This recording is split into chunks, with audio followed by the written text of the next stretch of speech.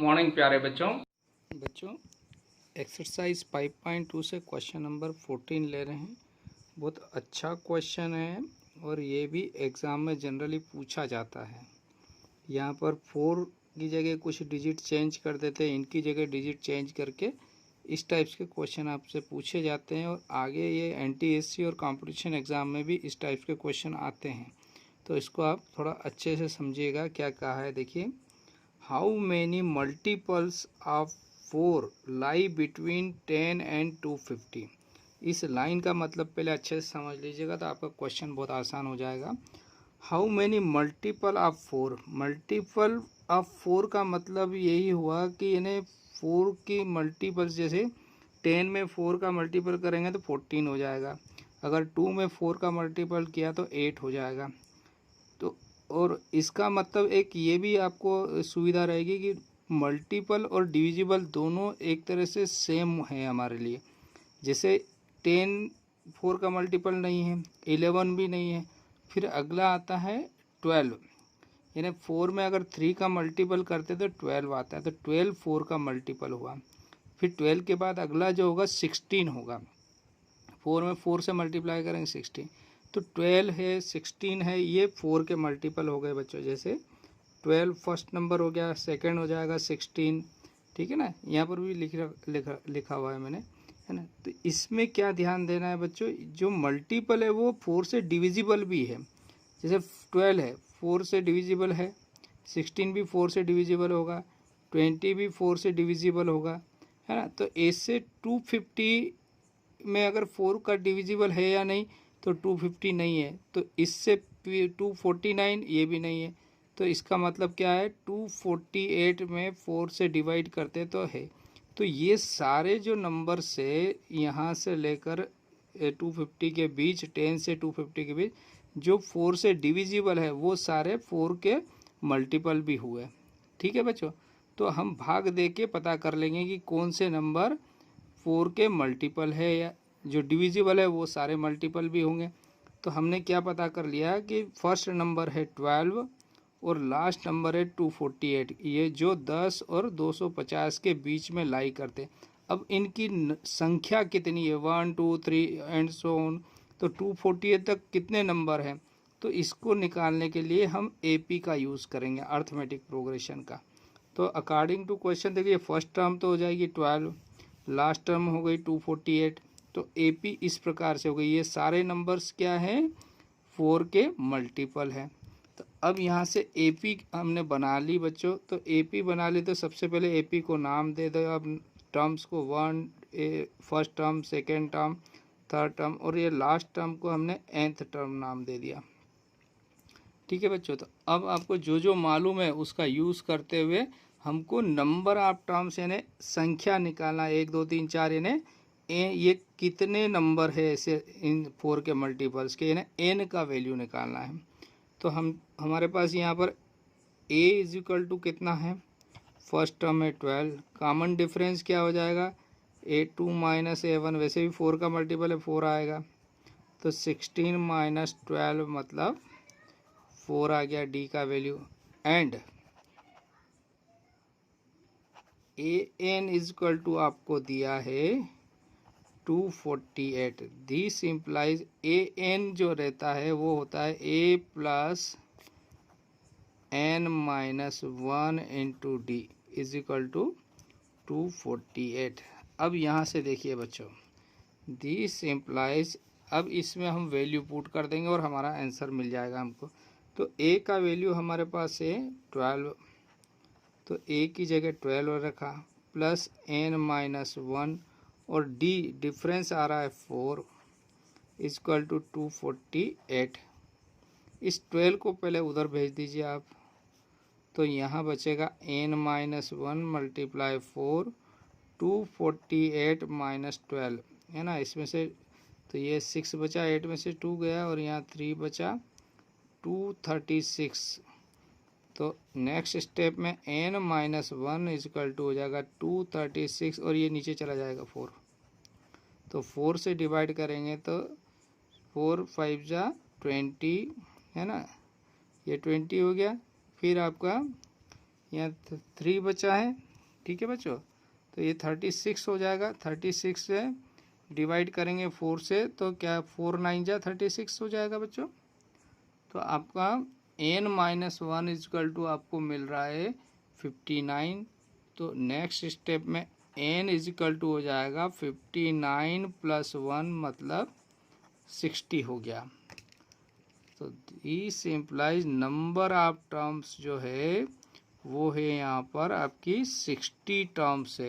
यानी इस 10 से लेकर, ये जो क्वेश्चन है अकॉर्डिंग टू क्वेश्चन, 10 से लेकर 250 के बीच कितने नंबर हो जाएंगे जो 4 के मल्टीपल है, ये इनकी संख्या। तो ये 60 नंबर है जो 4 के मल्टीपल है, या यूँ कहिए 4 से डिविजिबल है। और यही आपका रिक्वायर्ड आंसर हो गया कि नंबर ऑफ टर्म्स जो है वो टोटल हो जाएगी 60। तो लास्ट में एक लाइन और लिख दीजिए बच्चों, hence there are 60 multiples of 4 lie between 10 and 250। तो आपका यहाँ पर ये क्वेश्चन कंप्लीट होता है बच्चों। Okay, thank you, have a nice day. बच्चों क्वेश्चन नंबर 15 ले रहे हैं एक्सरसाइज 5.2 से। क्वेश्चन है देखिए, for what value of n are the nth terms of the APs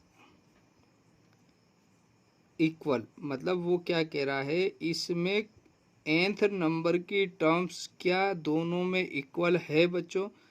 इसको फिर से समझिए, उसने कहा एक एपी है 63, 65, 67, यानी ये इंक्रीज हो रही है ना इधर से, और ये जो है 3, 10, 17 ये भी इंक्रीज हो रही है।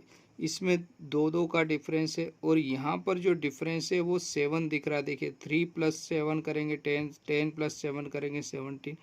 इसमें ज़्यादा नंबर बढ़ रहे हैं और ये इसमें कम 2 का डिफरेंस है। तो ये जो है आगे जाकर इसमें बड़ी संख्याएं आने लग जाएगी और इसमें धीरे धीरे बढ़ेगा। ठीक है ना बच्चों।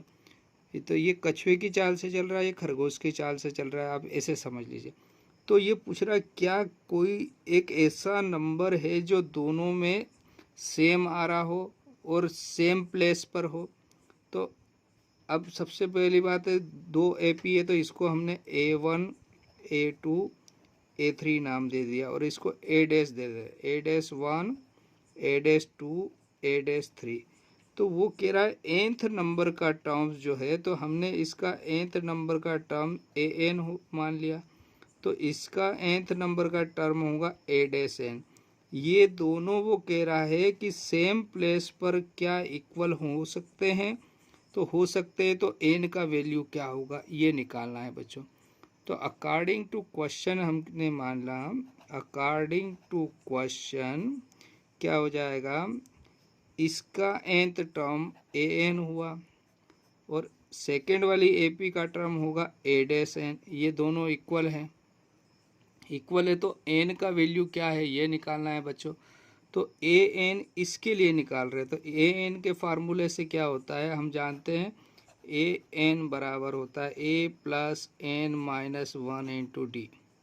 तो देखिए an मतलब, तो इसका फर्स्ट टर्म आ जाएगा यहाँ से इसके लिए, और A-n लिखेंगे तो ये इसको हमने मान लिया A- + n-1 × d डैश। ठीक है। तो इसके लिए देखिए फर्स्ट वाली के लिए a का वैल्यू हुआ 63 बच्चों, a + n-1, और डिफरेंस कितना हो जाएगा यहाँ पर, इसके लिए जो d है वो हो जाएगा 65 - 63 यानी 2, और इसका जो डिफरेंस है d डैश लिख दिया हमने, ये हो जाएगा 10 - 3 = आ जाएगा 7, है ना। तो इस फर्स्ट वाली का जो डिफरेंस है वो आएगा बच्चों 2, और सेकंड वाली इसके लिए A- कितना है 3 + n-1, और D- कितना आ रहा है 7। बस इसके बाद अब आपका सवाल बहुत आसान हो गया। बस ये स्टेप आपको समझना है कि इसका nth नंबर का टर्म और इसका nth नंबर का टर्म दोनों सेम प्लेस पर यानी n की सेम वैल्यू के लिए क्या इक्वल है हो सकते हैं, हो सकते हैं। तो एन का वैल्यू क्या है, तो हमने मान लिया कि इसका nth टर्म ए एन है और इसका ए डैश एन है, ये दोनों इक्वल है। तो हम अगर इक्वल है तो एन का वैल्यू, अगर एन का वैल्यू इंटीजर मतलब इसका होल नंबर या यूँ कहिए एन का वैल्यू आपका क्या आता है, काउंटिंग नंबर आता है तब तो सही, और डेसिमल या फ्रैक्शन में आ जाता है तो संभव नहीं है बच्चों। तो इसको सॉल्व कर रहे हैं बच्चों यहाँ से, तो क्या हो जाएगा, इसमें सब इसमें ओपन करना पड़ेगा, दोनों तरफ n-1 है ना बच्चों। तो क्या करा है 63 प्लस 2n-2 और यहाँ 3 प्लस 7n-7। अब इस नंबर को पहले सॉल्व कर लेते हैं। 63 में से 2 चला जाएगा तो 61 प्लस 2n और यहाँ 7n-3 और 7 को सॉल्व किया तो -4 बचेगा। नेक्स्ट स्टेप में आपको क्या मिलेगा, एन को एक तरफ ले लीजिए, नंबर को एक तरफ, तो ये 61 प्लस 4 हो जाएगा, ये 4 इधर ट्रांसफ़र कर लिया और यहाँ 7n और 2n उधर चला जाएगा तो माइनस हो जाएगा। तो आपको 61 प्लस 4 हो गया 65 और यहाँ पर 7n से 2n सब्ट्रैक्ट किया आपने तो 5n, इस 5 से डिवाइड कर देते हैं अगर हम तो क्या मिल जाएगा 65/5 इज इक्वल टू n, है ना। तो ये 13 आ गया, तो आपको n का वैल्यू मिला बच्चों 13, यानी 13th नंबर की जो टर्म है वो दोनों की इक्वल होगी बच्चों। कौन सा नंबर, 13th नंबर। तो बच्चों लास्ट में एक लाइन और लिख देंगे हम, hence the 13th term of the 2 given APs are same, यानी इनके 13th नंबर का ये ए एन जो है ये 13th नंबर पे आएगा। 13th नंबर की टर्म इसमें जो आएगी और इन दोनों में जो आएगी वो सेम होगी बच्चों। तो यहाँ पर आपका एक क्वेश्चन कंप्लीट होता है। Okay, thank you. Question number 16 ले रहे हैं 5.2 एक्सरसाइज से। क्वेश्चन देखिए क्या कहा है, determine the AP whose third term is 16, यानी आपको एक एपी निकालना है। एपी से मतलब वो आपको 2, 3 या 4 पद आपको निकालना है शुरू के, है ना। तो एपी को डिटरमाइन करना है ना, एपी लिखना है आपको। हुज थर्ड टर्म जो है 16, जिसका तीसरा पद 16 दिया हुआ है, and 7th term exceeds the 5th term by 12, यानी उसका 7th नंबर का जो टर्म है वो 5th नंबर के टर्म से 12 ज़्यादा है, यानी A7 जो है A5 में यानी 5वें पद में अगर 12 ऐड कर दें तो वो 7th टर्म के इक्वल हो जाएगा। ये दो कंडीशन आपको दी हुई है। तो AP निकालना है, तो AP के लिए आपको A और D मालूम हो जाएगा तो आप AP निकाल सकते हैं बच्चों। तो सबसे पहले जो दिया हुआ उसका इस्तेमाल करेंगे। तो A3 को हम क्या लिख सकते हैं बच्चों, A plus 2D, A plus 2D है 16, एंड A7 को हम लिख सकते हैं बच्चों A प्लस 6D, और A5 को लिख सकते हैं A प्लस 4D प्लस 12। तो देखिए बच्चों ये इसको अभी नंबर 1 दे देते हैं, इसको आगे सॉल्व नहीं कर सकते, लेकिन ये सॉल्व हो रहा है। अगर A को मैं इधर ले आता हूँ तो A से -A हो जाएगा, मीन्स ये दोनों आपस में कैंसिल हो जाएगा, तो यहाँ पर भी कैंसिल कर सकते हैं हम। अब क्या करते हैं, इधर 6D बचा बच्चों, इधर से 4D में इधर ट्रांसफ़र कर दिया मैंने तो माइनस हो गया। तो कितना D बचा बच्चों, यहाँ से यहाँ बचा आपके पास 2D इज इक्वल टू 12। तो this implies D is equal to 12/2 means 6 आ गया। तो आपको D बराबर मिल गया बच्चों 6, D का वैल्यू मिल गया 6। तो putting D is equal to 6 in equation 1, equation 1 में आप D का मान रख दीजिए तो A का मान मालूम हो जाएगा। तो क्या हो जाएगा, A plus 2 multiply 6 is equal to 16।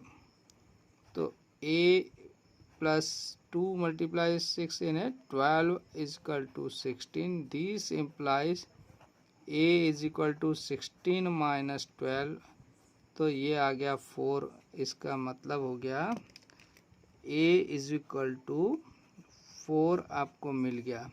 तो ए का वैल्यू 4 मिल गया आपको बच्चों, और डी का वैल्यू आ गया आपके पास कितना, 6।